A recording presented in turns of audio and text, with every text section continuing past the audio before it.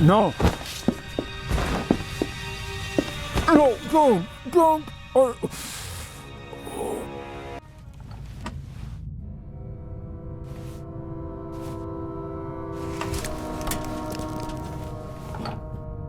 Why couldn't you just leave it be? Let me go. Why are you doing this to me? You and the Baroness. Dr. Gebhardt, I don't know. Don't you understand what you are forcing me to do? You don't have to.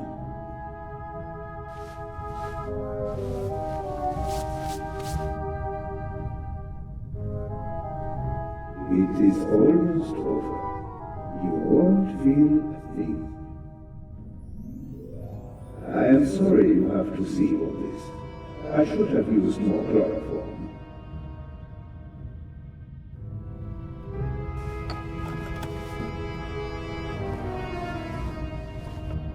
I have to distract him.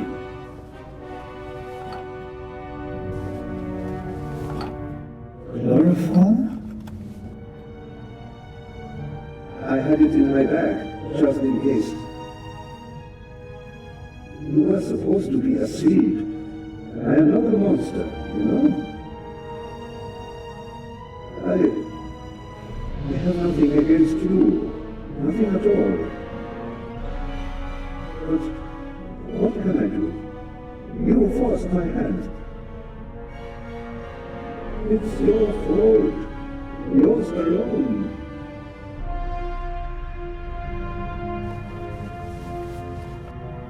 Keep talking. Why? Why?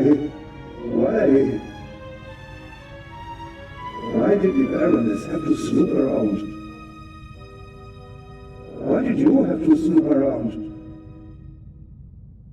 And that glove there. You want to plant evidence on me, yeah? I left no evidence. There is no trail. And yet you can't just leave me in peace, can you?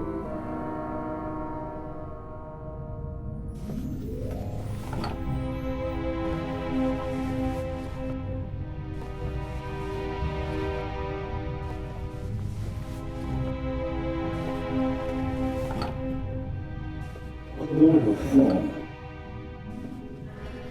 Still partly numb. Can't reach it.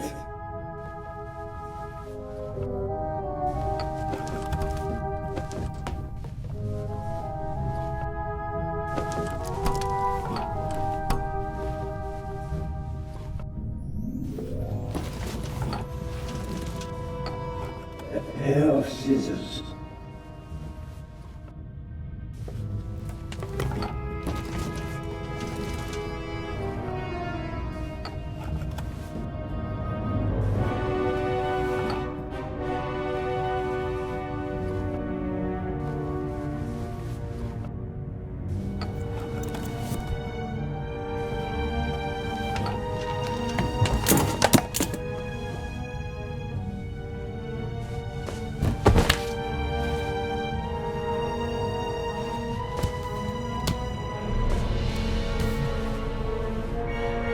Take it easy, Mr. Zellner.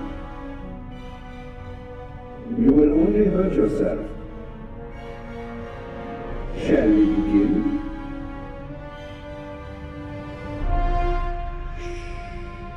It's almost over.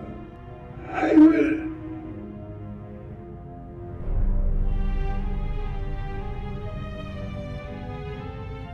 Are you okay?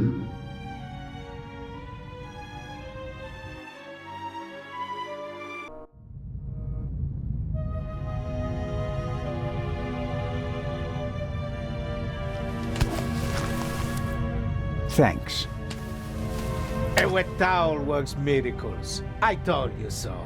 Out with it then. What were you doing down there? Inspector, at least let the constable recover his breath. He almost killed himself. Me? No. Dr. Gebhardt would have taken care of that for me. Where is he? Gebhardt? He's vanished without a trace. We're searching the ship from top to bottom. One at a time. Tell me, Zelna, what did you find out? Dr. Gebhardt killed Baroness von Trebitz. Impossible. Do you have proof? Besides the fact that he wanted to kill me? But wasn't the doctor with you when the shot was fired?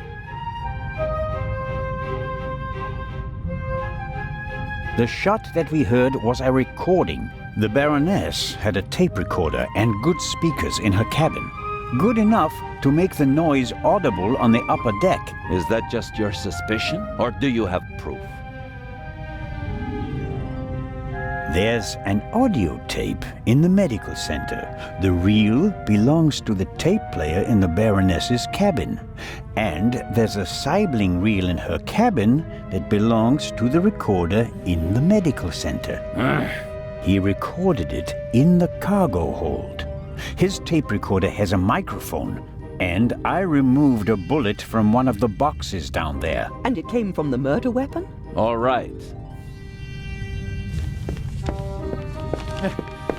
Inspector Legrand! Let's pretend you're onto something. The shot we heard was just a recording. What happened next? We all ran to the Baroness's cabin. She lay comatose in a pool of blood. Dr. Gebhardt pushed past you so that you couldn't get too close to the Baroness. He examined her and pronounced her dead. There was no reason for us to doubt him. The shot, the blood, the Baroness lying there lifelessly. But she was only unconscious, knocked out by the chloral hydrate that the doctor had poured into her glass shortly before. The doctor had a glass in his hand when you came in. He wanted to remove the evidence, but you gave me the glass instead, Captain DeConti, and unintentionally knocked me out as well. Nonsense. There was blood everywhere. And the Baroness is certainly dead enough, isn't she? Then who did shoot her? And when?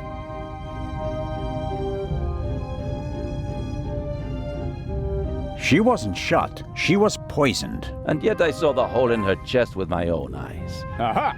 She must have been shot. Well, ingenious. Where was she shot?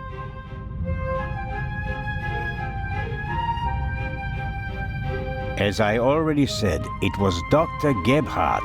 He had the sleeping Baroness brought to the medical center, where he had all the time in the world to shoot her. A fine theory, but unfortunately incorrect.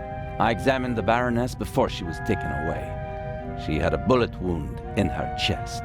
Besides which, she was already cold when we brought her to the medical center. All the same, it's worth considering the possibility.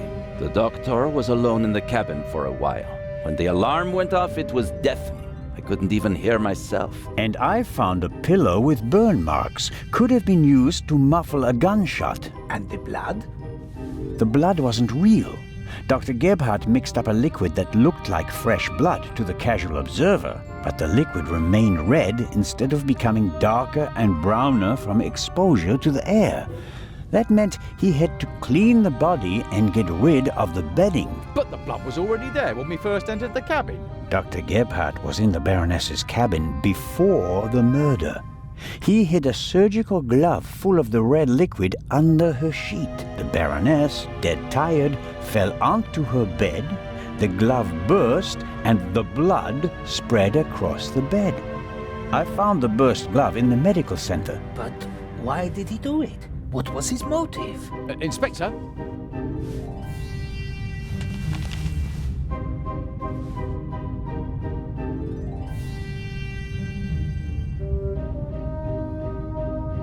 I can only speculate. The Baroness spent the day rummaging through her old family photos. No. Do you have anything to contribute, Constable? Confession, sir. Dr. Gebhardt was the Raven. It's all here. He admits to everything. What does it say? It says, "Do you still remember, my dear Nico?" The streets were wet with rain, and the scent of roasted barley and fermenting yeast wafted over to us from the brewery. The dog barked until your shot struck down the innocent one. After that silence, not a single sound except for my soft steps fading on the wet cobblestone street. They made a hero of you, and I, at last, found peace. At least until the urge returned. Some of us are not made for retirement, my friend. I thought they would assign this case to you, and that thought pleased me. We'd finally find out who was truly the better man. And it pains me now to have to admit that you and your little gumshoe got the better of me. You drove me into a corner, forced me to make mistakes. I congratulate you on your triumph, but no one will confine the Raven to a cage. There is but one way out, and that is by my own hand. Farewell, Raven Hunter R.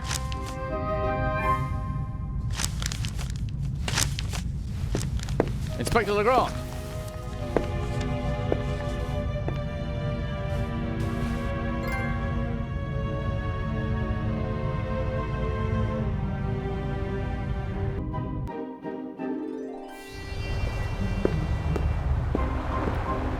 Inspector? I was right.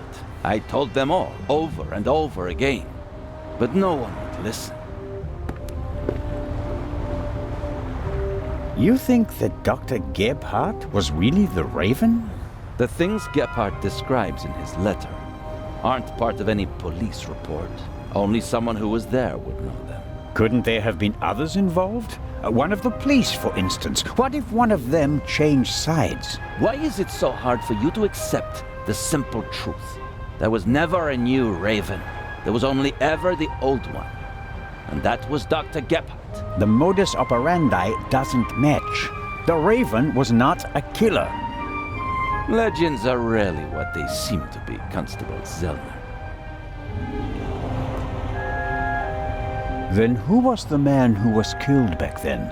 William Jackson, a petty thief, committed some burglaries together with his brother.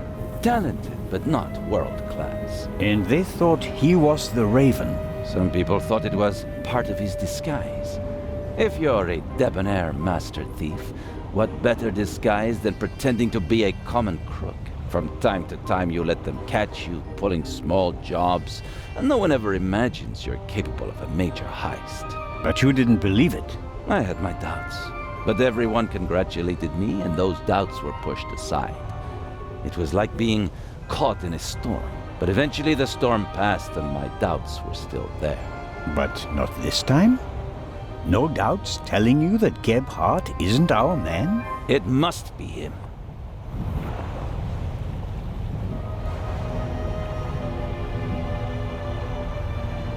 What about the handwriting, the wording?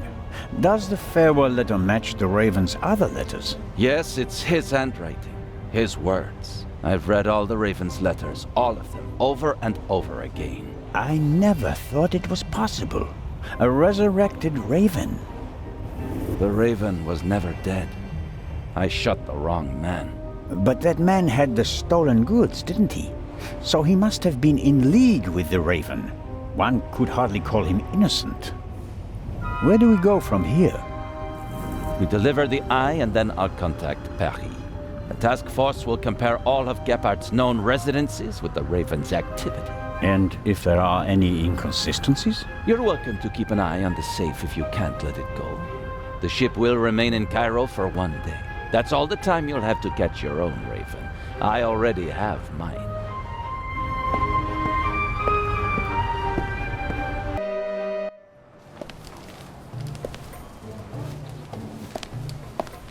Ah, you're one of Legrand's men, aren't you? My name is Anton Jakob Zellner. You've come just in time. Grace, my dachshund, is missing. There may be more important matters for me to attend to, Mr. Director Abbas Mokhtar. And Grace isn't just a common dog. She's a purebred German dachshund, a champion. So, the exhibition will still open tonight. But of course, Everything has been arranged. The final preparations are almost complete. But one of the two exhibits won't be there. A terrible loss, a tragedy. That irreplaceable Egyptian cultural treasure has been stolen for the second time. The second time? What? Did you really believe that the eye of the Sphinx was found lying on the banks of the Thames? Inspector Legrand, Professor Lucien, and Constable Oliver are overseeing the transportation of the safe. They should be here at any moment. I'll have a look around in the meantime. Do you think that's necessary? The Raven is dead, after all. If you mean Dr. Gebhardt, his body was never recovered. Nor the stolen eye of the Sphinx, for that matter. It does us a great honor that the Inspector is concerned about us. But we have everything under control. Legrand isn't as concerned as he should be. But I am. Is the museum closed? Yes. Only carefully selected guests may enter the museum during preparations for the gala. And of course, you're one of them, Mr. Constable. What can you tell me about the museum's security system? One of the best on the market. And the second eye will still be exhibited in our special treasure chamber, which is extra secure. Treasure chamber? See for yourself, to the right of the entrance. The eye is as safe as the British Crown jewels. I think I'll have a look around the museum. Please do. There's a lot to see. And you'll let me know if you see Grace, won't you? I hope we find her before the great inspector arrives. Isn't it fantastic how he solved the murder on the ship? Legrand? Of course. It's in all the newspapers. The murder of the wealthy Baroness von Trebitz, and how the great Inspector Legrand identified the murderer in just one day. It's the stuff legends are made of. You should count yourself lucky to have the chance to learn from him. What exactly do the newspapers say? Everything. It's fantastic. Someone on board must have informed the press immediately. Of course, it's a great advertising for us. The reporters will queue up tonight. And it was reported that Legrand found the murderer. Of course. Who else? Well, I wasn't exactly uninvolved. Of course. Legrand surely has assistants, but honor to he who deserves to be honored, right? Well then. Be seeing you, Constable. Grace! Here, Gracie. My sweetheart. Where are you? Oh, Mr. Inch. Mr. Inch. There you are. I am so sorry. Baroness von Trebitz was a good-hearted woman. She did so much for the museum. As you say, sir. And you? Are you leaving so soon? I'd like to go back to my hotel. These last days have been such a strain. First, you sneak into the museum without greeting me, and then you want to leave just as quickly? I didn't want to disturb you, and we'll have time enough tonight. Yes, you simply must come tonight. I wanted to present Baroness von Trebitz with a medal. Now you'll have to accept it. Of course, if you insist, sir. The Baroness paid for all this. Without her, there wouldn't have been an exhibition or a gala. She was very generous. Yes, she was. If you'll excuse me now. Constable Zellner, I want to thank you again for all you've done. You saved me, you could say. My pleasure. See you tonight.